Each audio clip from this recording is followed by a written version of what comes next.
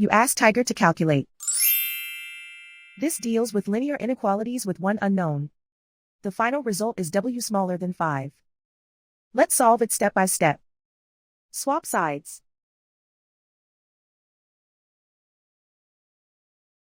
Isolate the W. Divide both sides by 6.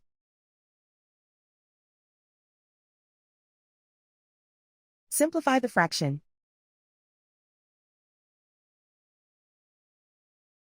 Find the greatest common factor of the numerator and denominator.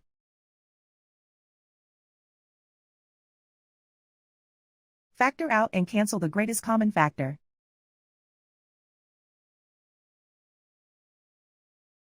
Plot the solution on a coordinate grid.